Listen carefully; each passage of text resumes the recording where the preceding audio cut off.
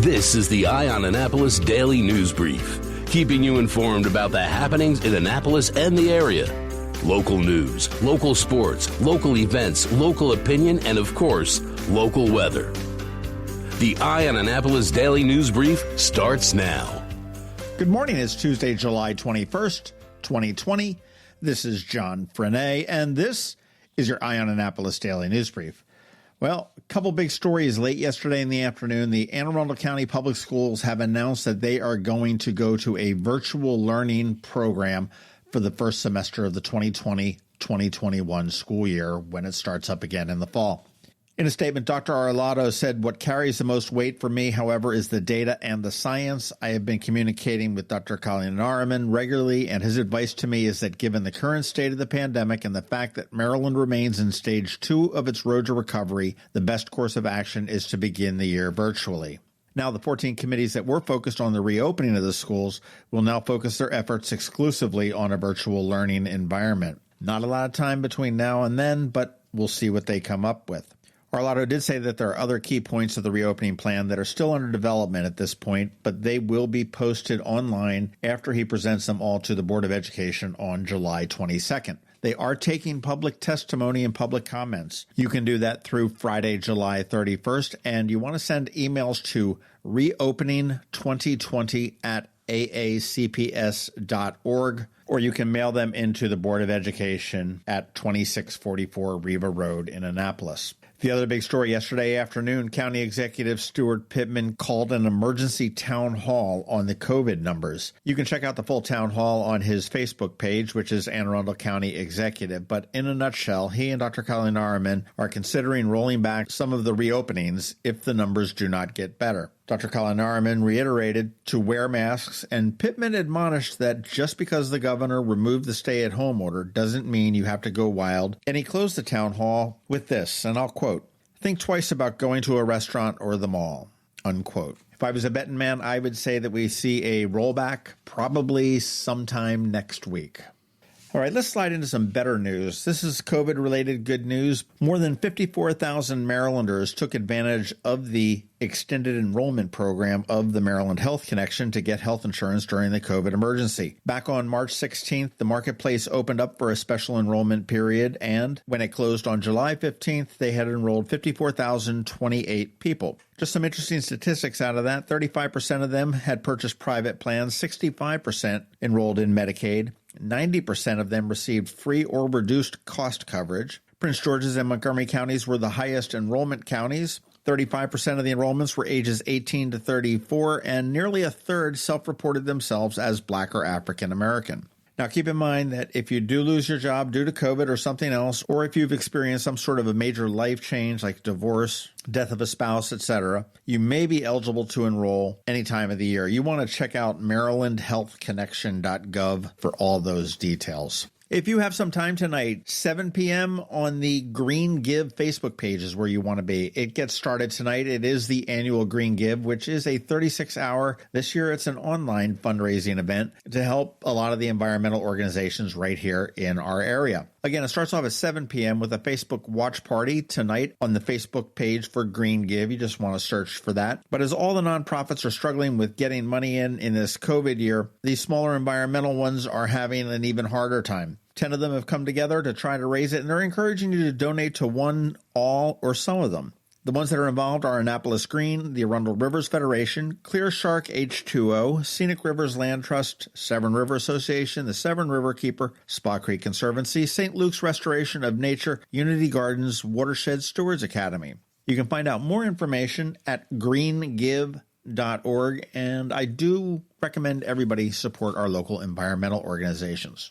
And finally, as we wrap up, I just want to pat myself on the back here because I don't do it that often. But every now and then we get a ranking report on podcasts, and this is kind of interesting. We are the 128th most popular podcast in the United States for daily news. I thought that was pretty cool. And oddly, we ranked 34th in daily news in Italy. Go figure. And on July 13th, we got a 5-star review, and I do encourage you, if you're someplace you can give us a rating or a review, do that, and do it just like Frank S. did. He rated us 5 stars, and he also left a review. And I will quote, I may hang this up on my wall. Best news summary and roundup of local events I've seen/heard. I particularly enjoy learning about local businesses and insights into the people behind the scenes. Frank S. Frank S., thank you very much. I appreciate it. All right, that does wrap it up for today. Please make sure you're checking out eyeonannapolis.net throughout the day because we do update it throughout the day with these stories and more. And as I said before, if you are someplace you can leave us a rating or a review like Frank S. did, please do that.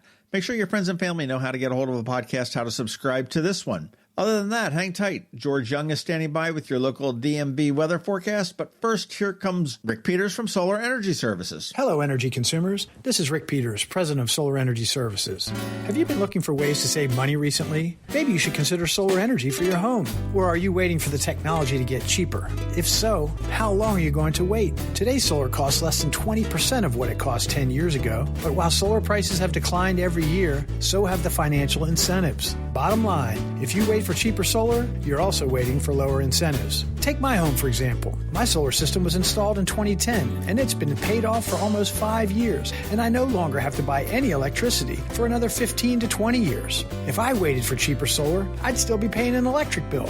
At Solar Energy Services, we have thousands of satisfied customers who are sure glad they didn't wait. So what are you waiting for? Sunshine's a wasted. Call us today for a free solar design at 410-923-6090 or on the web at solarsaves.net. Sunshine, sunshine, nothing else can make me feel so fine.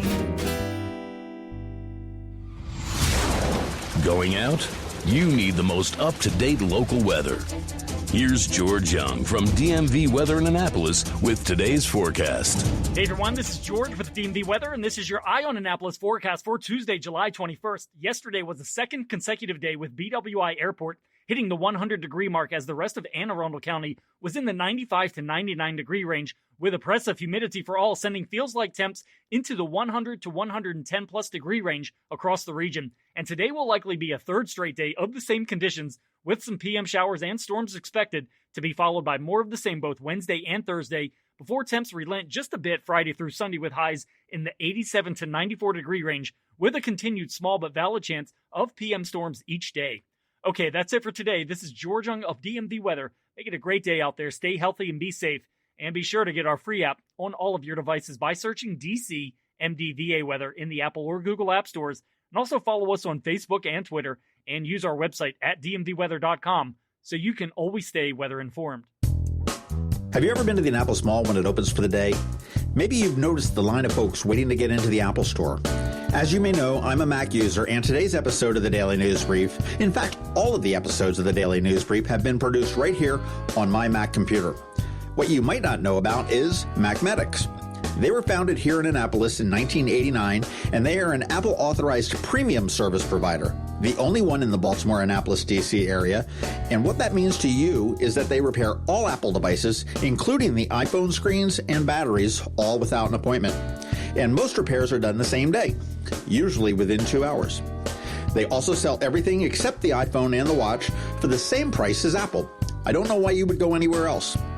Give them a call at 410-757-MACS, or if you're not into the whole letter thing, 410-757-6227. Stop by their retail store in Severna Park on Benfield Road, or their service center in Lanham, right off of Route 50. Or you can always check them out online at macmedics.com.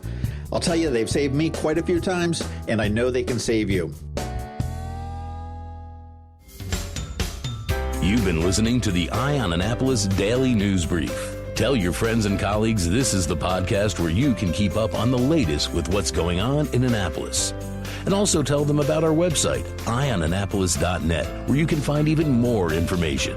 This podcast comes to you every Monday through Friday at 7 a.m., keeping you informed with the Eye on Annapolis Daily News Brief. And take a moment to listen to our other podcast, The Maryland Crabs, released every Thursday at noon.